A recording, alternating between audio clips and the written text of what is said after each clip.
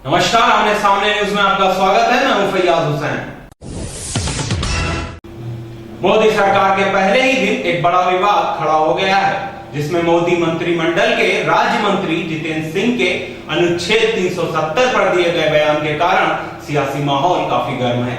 देखिए रिपोर्ट। भाजपा के पीएमओ मंत्री जितेंद्र सिंह ने कश्मीर से अनुच्छेद 370 को हटाने की बात क्या कही कि सियासती माहौल गर्म हो गया। देखिए, जहाँ तक अनुच्छेद 370 का प्रश्न है, हमारा ये विश्वास है कि इसके कारण प्रदेश जम्मू कश्मीर को लाभ कम और नुकसान ज़्यादा हुआ।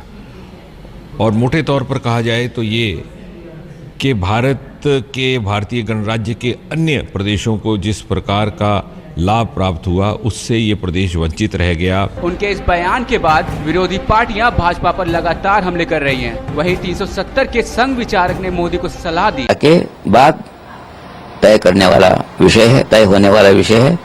और नरेंद्र भाई मोदी जब प्रचार के लिए जम्मू में गए थे तब उन्होंने यही कहा था कि 370 से लाभ हुआ या हानि हुई है, इसका विचार करना चाहिए, इस पर चर्चा होनी चाहिए। वो चर्चा होनी चाहिए, उसमें से जो निकलेगा वो सबने मान्य करना चाहिए।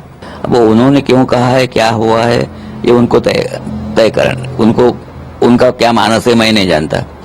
लेकिन प्रधानमंत्री बनने के पहले का जो वक्तव्य है कि इस पर चर्चा होनी चाहिए, वो चर्चा पहले होनी चाहिए। तो वहीं जम्मू कश्मीर के मुख्यमंत्री उमर अब्दुल्ला ने कहा, नए सिरे से इस सवाल को खोलना चाहते हैं तो बिस्मिल्लाह करके लाइए ना कॉन्स्टिट्यूएंट असेंबली, हम भी आपसे बात करेंगे। लेकिन जहां पे आप हमारे रिश्तों को और ज्यादा मजबूत करना चाहते हैं, ये मजबूत करने का तरीका नहीं है, ये यहाँ के लोगों को और ज्यादा दूर धकेलने का तरीका है, जो कि आप खुद बहुत जल्दी समझ जाएंगे। बाकी मैं बीजेपी की जो सियासी जो मजबूरियां हैं वो मैं समझ सकता हूं, लेकिन जरा वो अपने बाकी वादों पे जरा पहले अमल करें। यहाँ पे उनका सबसे पहला हमला जम्मू कश्मीर के खिलाफ क्यों? धारा 370 का मुद्दा काफी गर्म हो चुका है और अब देखना ये है कि भाजपा इस माहौल को कैसे संभालती है। ब्यूरो रिपोर्ट, आमने सामने न्यूज। बलरामपुर में 4 दिन बाद गुमशुदा व्यक्ति की लाश मिलने पर मृतकों के परिजनों ने किया कोतवाली के बाहर हंगामा। देखिए रिपोर्ट।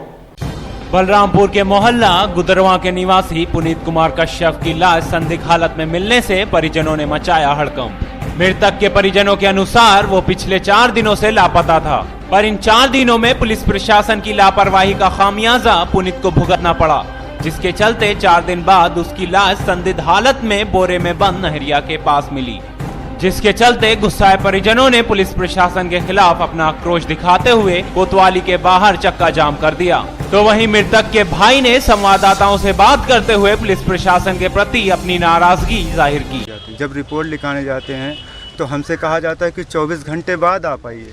हम 24 घंटे बाद जब जाते हैं तो हमें कहा जाता है कि शाम को आइए। हम शाम को जाते हैं तो फिर कहते हैं सुबह जाइए। जब किसी और को लेकर गए तब एक गुमशुदगी की रिपोर्ट लिखाएगी।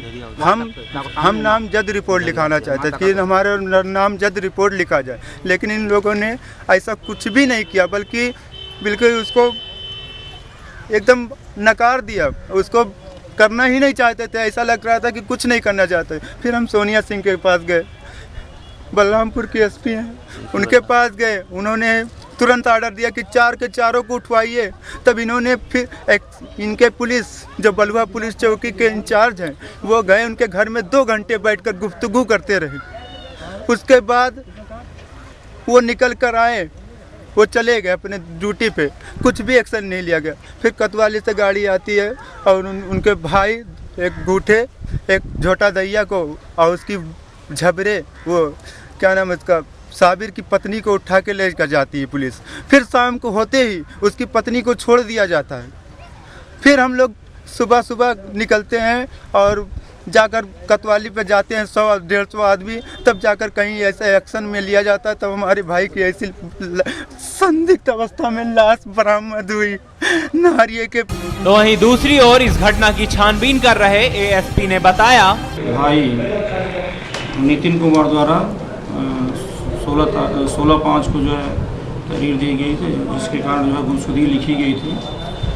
और आज उसके जो है जिसके ऊपर संख्या थी उसको पकड़ने के उपरांत जो है पूछताछ से जो है उसने अपना जुर्म कबूल किया और उसी निशानदेही पर जो है डेड बॉडी जो रिकवर हुई है और मुलजिम जो है गिरफ्तार कर लिए गए हैं, विधिक कार्रवाई की जा रही है। वहीं पुलिस ने ग्रामीणों के दबाव में आकर 3 अपराधियों को गिरफ्तार तो कर लिया है। अब देखना होगा आने वाले समय में पुलिस आरोपियों के खिलाफ कोई ठोस कार्रवाई कर पाती है या नहीं। ब्यूरो रिपोर्ट, आमने सामने न्यूज, बलरामपुर। राजस्थान के श्रीगंगानगर के सांसद निहाल चंद मेघवाल को राज्य मंत्री पद मिलने पर उनके जिले और घर में काफी उत्साह देखने को मिला। देखिए रिपोर्ट। 16वें लोकसभा के चुनावी दंगल में बाजी मार चुके राजस्थान के श्री गंगानगर से भाजपा प्रत्याशी निहाल चंद मेघवाल को जब राज्य मंत्री पद के लिए चुना गया तो उनकी खुशी दोगुनी हो गई। आपको बता दें कि निहाल चंद के राज्य मंत्री बनने पर राय सिंह नगर और श्री गंगानगर के निवासियों में खुशियों की लहर सी दौड़ गई है और उनके घर पर बधाई देने वालों की भीड़ सी उमड़ आई है। वहीं निहाल चंद के भाई लाल चंद जो पंचायत समिति के प्रधान हैं, उन्होंने अपनी खुशियां जाहिर करते हुए कहा, आज तक जब से लोकसभा के चुनाव होने जा रहे हैं तब से लेकर आज तक कभी भी इस नेतृत्व ने किसी नेतृत्व ने मंत्री पद का दायित्व नहीं लिया। पहली बार राजस्थान के इतिहास में और जब से लोकसभा का चुनाव होने जा रहे हैं आज नेतृत्व प्रदान किया। यहाँ का मंत्री पद बड़ा खुशी का विषय है और विशेष तौर से भारतीय जनता पार्टी के कार्यकर्ता होने के नाते मैं विश्वास दिलाऊंगा कि प्रदेश नेतृत्व को और राष्ट्रीय नेतृत्व को कि जो दायित्व भारतीय जनता पार्टी ने भाई निहाल पर सौंपा है वो निश्चित तौर पर खरा उतरेंगे। साथ ही साथ वहां मौजूद अरुण शर्मा ने ऐसे मौके पर श्री गंगानगर के निवासियों का धन्यवाद दिया। भारतीय जनता पार्टी नगर मंडल राजनगर का महामंत्री, मुझे बड़े गौरव की बात है जो हमारे राष्ट्रीय अध्यक्ष श्री राजनाथ जी और मोदी जी, हमारे प्रधानमंत्री व वसुंधरा राजे जी ने एक भरोसा जताया, श्री निहाल चंद जी को आगे कर मंत्री बनाया। हम तय दिल से पूरे राजनगर वासी, क्या पूरे श्री गंगानगर जिले के वासी नहीं और पूरे राजस्थान का बहुत बहुत आभार व्यक्त करते हैं कि उन्होंने हमारे को राष्ट्र का नेतृत्व हमारे जिले को, हमारे शहर को दिया। बहुत बहुत धन्यवाद। सांसद के बाद राज्य मंत्री पर तो निहाल चंद पहुंच गए हैं। अब देखना ये है कि जो भरोसा वसुंधरा राजे ने उन पे दिखाया है वह उस पे कितने खरे उतरते हैं। ब्यूरो रिपोर्ट, आमने सामने न्यूज, राय सिंह नगर। अब वक्त हो चला है छोटे से ब्रेक का। ब्रेक के बाद देखेंगे कुछ और खास खबरें। तब तक देखते रहिए आमने सामने न्यूज। पॉलिटिक्स, क्राइम,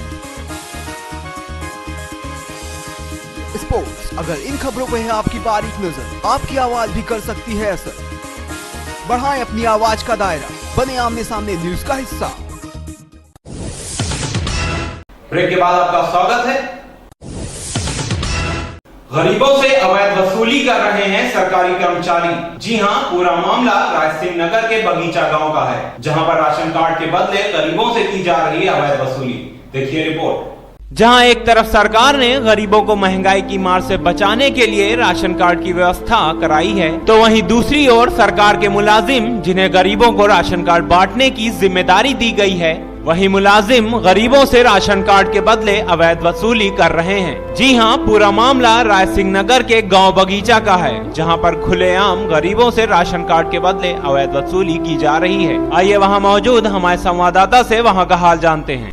जब रायसिंह नगर के गांव बगीचा में जब हम पहुंचे तो हमने देखा कि सहायक सचिव जो एपीएल और बीपीएल से सभी से 10-10 रुपए वसूली कर रहा था राशन कार्ड के नाम से, नए राशन कार्ड के नाम से। जब हम राशन कार्ड लिए थे और 10-10 रुपए ले लिए, हमारे को कोई रसीद नहीं दी है। रसीद आपने मांगी थी? हाँ जी। तो क्या कहा? क्या नहीं है रसीद और 10 रुपए जमा। ब्यूरो रिपोर्ट, आमने सामने न्यूज, राय सिंह नगर। उत्तर प्रदेश के खुर्जा में स्थित हेल्पलाइन पब्लिक स्कूल में विज्ञान प्रदर्शनी का आयोजन किया गया, जिसमें छात्र छात्राओं ने अपनी प्रतिभा का प्रदर्शन किया। देखिए रिपोर्ट। उत्तर प्रदेश के खुर्जा में स्थित हेल्पलाइन पब्लिक स्कूल में विज्ञान प्रदर्शनी कार्यक्रम का आयोजन किया गया, जिसका शुभारंभ स्कूल की प्रधानाचार्य निधि गुलाटी और संदीप मित्तल ने किया। आपको बता दें, इस कार्यक्रम में छात्र छात्राओं ने बढ़ चढ़कर हिस्सा लिया। उन्होंने विभिन्न प्रकार के सुंदर मॉडल बनाकर अपनी प्रतिभा का प्रदर्शन किया। वहां उपस्थित लोगों ने आकर्षण का केंद्र बने मॉडलों की काफी सराहना की।